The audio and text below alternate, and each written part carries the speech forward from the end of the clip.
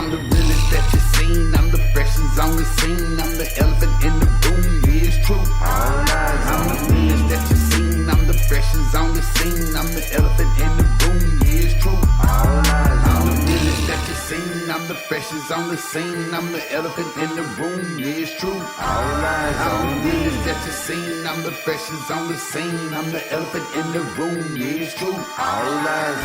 Well, first of all, bitches, A-Ray on the track. Now tell me, pussy niggas, how you like that? I keep a blunt, roll up nothing but that gas. Getting to the money, yeah, I gotta get the bag. MoWet entertainment, yeah, it's all the way real. Hold the wheel, grip the steel, let it loose if you feel.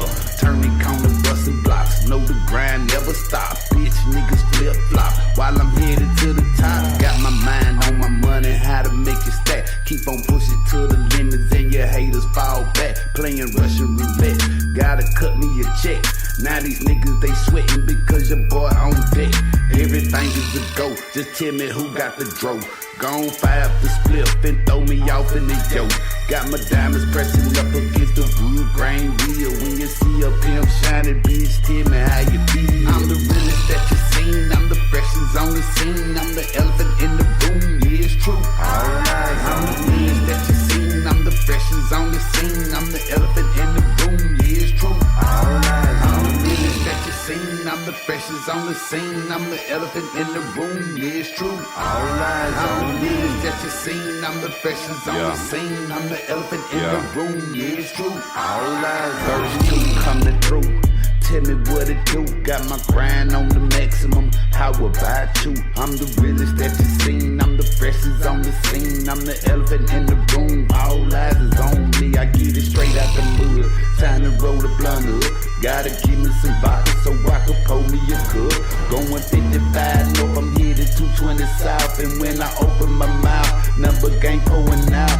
Put me up in the booth and I'ma show you how I do. You didn't motherfucking know I'm the motherfucking truth. Jacktown still reppin' while I'm marching, niggas steppin'.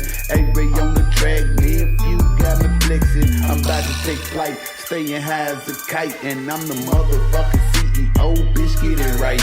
I'm the realest that you seen. I'm the freshest on the scene. I'm the elephant in the room. All eyes is on me. I'm the realest that you seen. I'm the freshest on the scene. I'm the elephant in the room. Yeah, it's true. All eyes. I'm the realest that you seen. I'm the freshest on the scene. I'm the elephant in the room. Yeah, it's true. All eyes. I'm the realest that you seen. I'm the freshest on the scene. I'm the elephant in the room. Yeah, it's true. All eyes. I'm the realest that you seen. I'm the freshest on the scene. I'm the elephant in the room. Yeah, it's true. All eyes on me.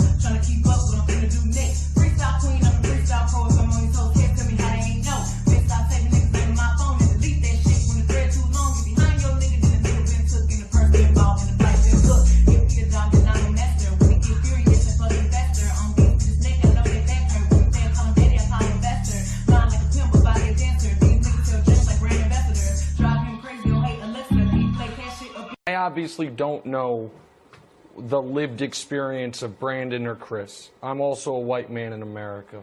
But I have a somewhat unique perspective because I've raised a black son.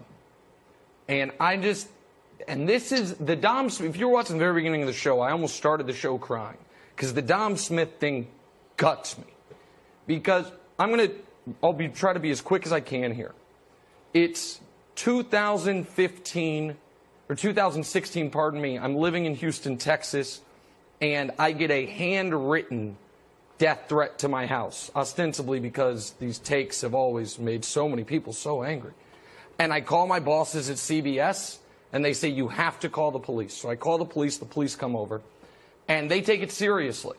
And the police are so nice, and they say, listen, We're going to take it, we're going to fingerprint it, but we're also going to send patrols by your house. And I say, thank you, and they leave. And I go inside, and I am just gripped with fear. Because at the time, it's 2016, so I have an 18-year-old, 6'2" black son who's in high school, who's always over at the house with his friends, and I say, I just signed up for the cops to come by this house. That is a tax that black families and black people have to deal with that most white families never consider. Go forward. 6 months after that, my son calls me. He's at Whataburger, 5 minutes from our house, panicked. I don't know what to do. What happened? He's there with his friends. This lady came in. She accused us of breaking into her car. We've just been sitting here. She said she's calling the cops. Should we leave? I don't know what to tell him. Do you leave and then flee and pretend, or do you stay and have a guaranteed interaction with the police? Smash cut, 3 months later. I've moved. I'm in LA. I'm commuting back and forth. My son calls me on a Saturday morning. Says, Mom's mad at me because I was so late last night. I haven't told her what happened. I think she'd be scared. What happened? He was walking through our neighborhood, home from his great friend Lucas's house. Sheriff's deputy comes by, fits the description, home invasion suspect. He's on the curb with 5 cars come up, 5 big, giant sheriff's SUVs. Running his name, where do you live, why don't you have ID? Because he's a damn kid. And so I don't care the folks that try to manipulate the statistics and say, well, actually, your odds of being killed by the police are... That's not what it is. Either you have empathy and the ability to understand that for black Americans, that is the tax they have to pay every day. That their kids don't get to be full-blown kids once they're 8, 9 years old. Tamir Rice was 12, can't play with those toys no more. That you've got to tell your sons and daughters, but particularly your sons, teach them 10 and 2, yes sir, no sir, doesn't. In theory you have constitutional rights, but those only exist once you get home. In the face of an interaction with the police, you get yourself out of there as quickly as possible. You call me, you do what you can, and it's just so goddamn scary. And I'm a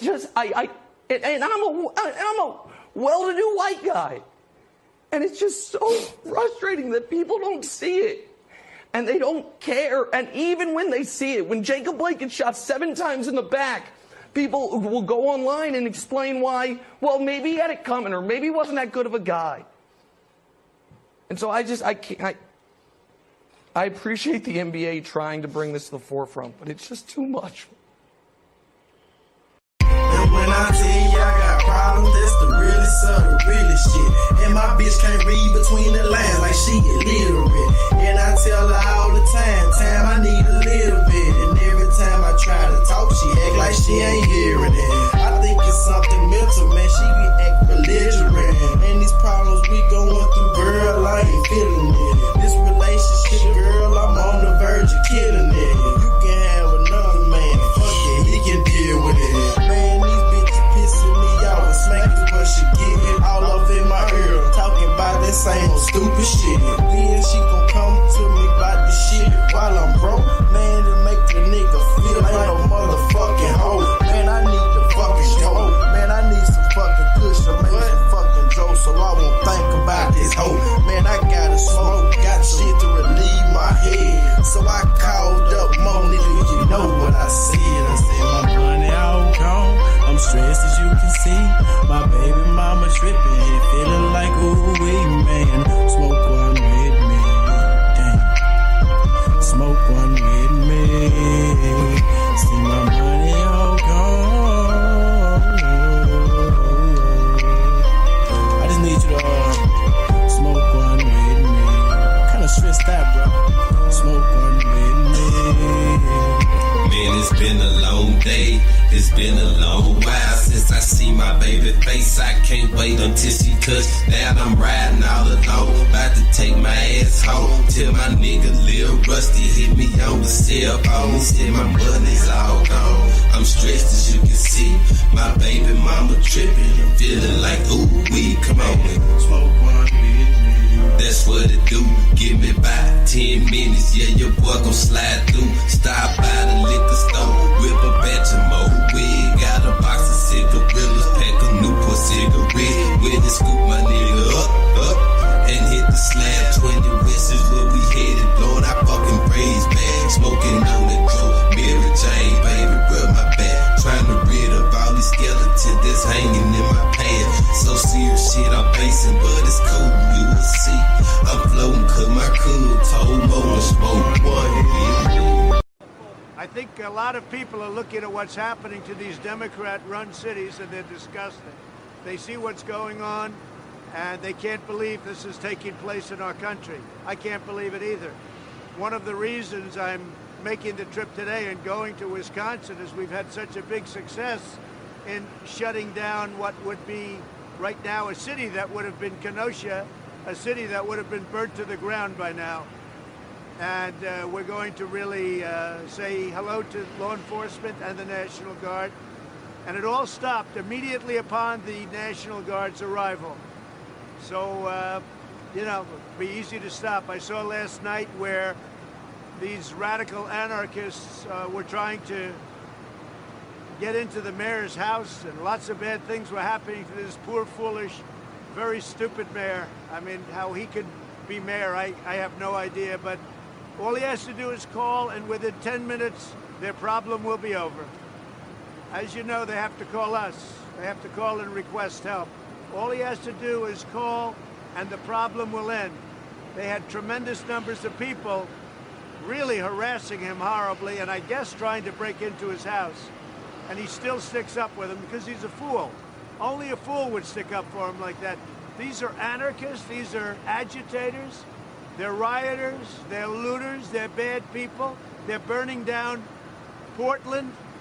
And you take a look at that. You take a look at the scenes last night. And then the fake news media will say that they're friendly protesters. Because you people, I'll tell you, if we only had an honest press in this country, it would be much more advanced. But we have a very dishonest press. Yes, Mr. President, can you speak at all? You've spoken a lot about the anarchy that you're referring to. What about racial divisions? Would you like to bridge some of those gaps? And do you think that anything that you're saying is helping with that? I think it's helping because I'm about law and order. And if you look at the black community, they want the police to help them stop crime. The Hispanic community, they want police. 82%, 84%, numbers that you haven't even seen. They don't want crime. They don't want to be mugged. They don't want to have any problems. And it's just a shame. And as far as the previous administration, take a look at Baltimore, what happened. Was it Freddie Gray? Take a look at Baltimore. Take a look at St. Louis. Take a look at Ferguson. Take a look at what happened. What they had was, it put what we're doing, it put them to shame. It put it to shame. Take a look at those places. And you always had Portland. Portland's been like this. I read an article today, for 50 years this has been going on. I'd like to stop it, and we could stop it quickly. All they have to do is say, okay, President, now we're ready. Now we're ready. When I watched that scene last night with all of those really horrible people outside of the mayor's house, I also saw the way they shot the young gentleman in the street. He was targeted. They targeted him.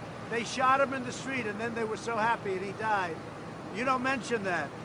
You mentioned somebody sprayed paint at somebody from the other side. They shot a man in the street. They executed a man in the street. A religious man in the street. And you don't mention it. It's not even a story. You talk about other things. The press should be ashamed of themselves. I think the press is actually, the media is what's fueling this, more so than even Biden, because Biden doesn't know he's alive. The press is really fueling this, and they're fueling it horribly. And you're doing a great disservice to your country.